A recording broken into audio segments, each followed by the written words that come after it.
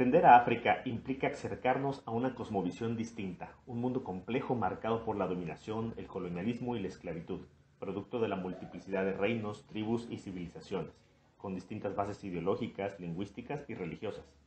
En una parte de este mundo está Mozambique, en el sureste africano, con más de 30 millones de habitantes, en su mayoría de ascendencia negra bantú. Es durante los siglos XV y XVI que los portugueses llegan a esta región, en su carrera por explotar el tráfico marítimo y de esclavos. Durante la Conferencia de Berlín de 1885, Europa se reparte el continente africano. Portugal mantiene estas tierras, iniciando la época de la colonia que duraría hasta el siglo XX, siendo uno de los últimos territorios en liberarse. Mozambique era un territorio limitado a la migración de colonos. Los asentamientos eran pocos, inexistentes las condiciones para invertir. Por lo tanto, el control político-militar se realizó directamente desde Lisboa. Al fundarse la Segunda República de Portugal y el Estado Novo de António de Oliveira Salazar en 1933, la migración se cuadruplicó hasta llegar a los 200.000 colonos en 1974. La colonia en Mozambique se caracterizó por basarse en principios racistas y segregacionistas, aunque el lusotropicalismo intentó vender la idea de una armonía entre razas. Prueba de esto son el proceso de asimilación que tenían que padecer los nativos mozambicanos que intentaban convertirse en portugueses, un sistema educativo dual con escuelas para colonos portugueses y asimilados por un lado y nativos en adaptación por el otro. Además, el fomento doloso de la diferencia tribal con el que se lograba mantener una colonia dividida y controlada.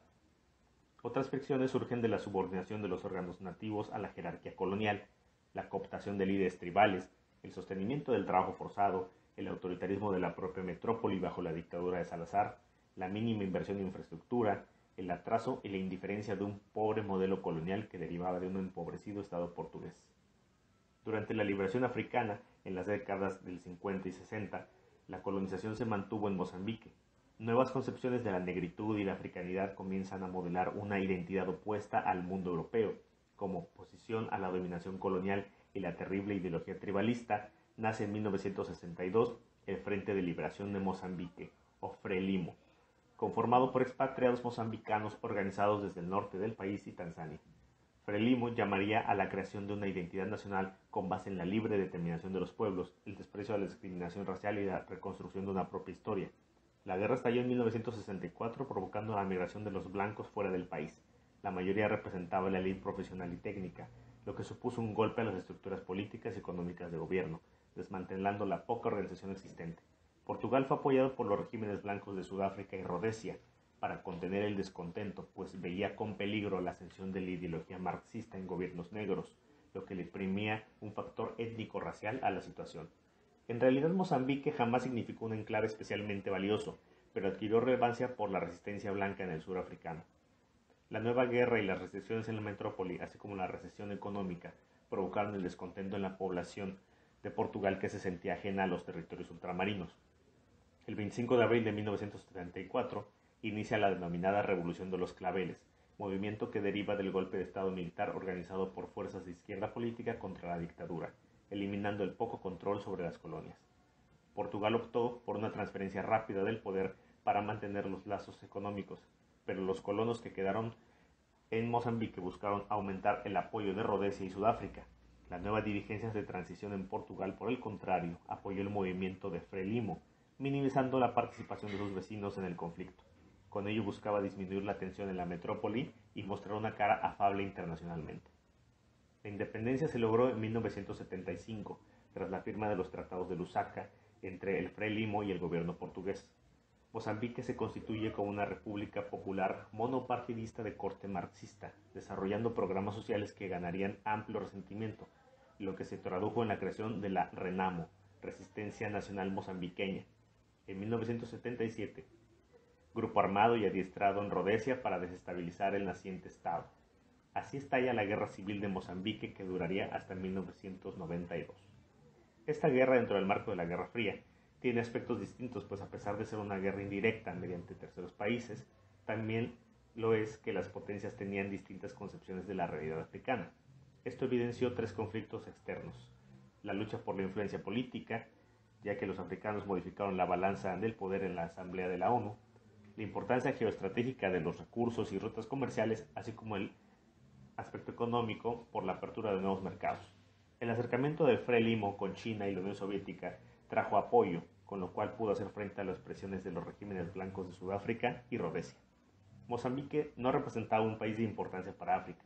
Estados Unidos lo veía como una zona sin gran valor, pues su principal aliado, Sudáfrica, ya ocupaba gran parte del sur del continente. La participación de la URSS se basa en su afán de control de distintos estados para atarlos a la órbita comunista. Además, convierte a África en un mercado perfecto para la venta de armamento. Su apoyo se tradujo en asistencia financiera, sanitaria y alimentaria, así como educación académica y militar. Un caso paradigmático es la colocación de armamento pesado en el territorio con el afán de presionar a Sudáfrica para que redujera el avance de su programa nuclear. Al caer Rodesia, Sudáfrica toma bajo su guía al Renamo, interesado en disminuir la presión por el apartheid en su país y detener el avance de la Conferencia de Coordinación del Desarrollo de África Meridional, que buscaba eliminar la relación de subordinación que padecían los vecinos de Sudáfrica. La Renamo no logra un discurso unificador. Aunado a la destrucción de infraestructura básica y la falta de alternativas viables, pierde fuerza. Hacia el 1984, la Unión Soviética limita su participación en Mozambique por sus crisis internas. Sudáfrica entra en recesión y el Congreso Nacional Africano de Nelson Mandela gana fuerza. Se firman los acuerdos de Comatide de no agresión. La Renamo y Sudáfrica incumplen, ganando la condena internacional. En 1986, un atentado derriba el avión del presidente de Mozambique, Samora Machel.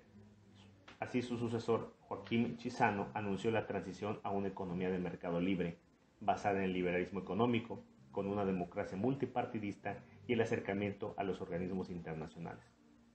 Una constitución nueva se promulgó en 1990 para tal efecto.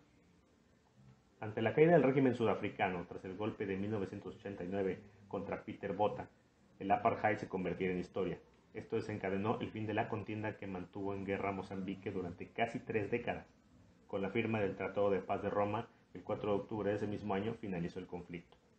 La Guerra Fría en África contribuyó a la idea constante de esta realidad africana, basada en el estereotipo del subdesarrollo.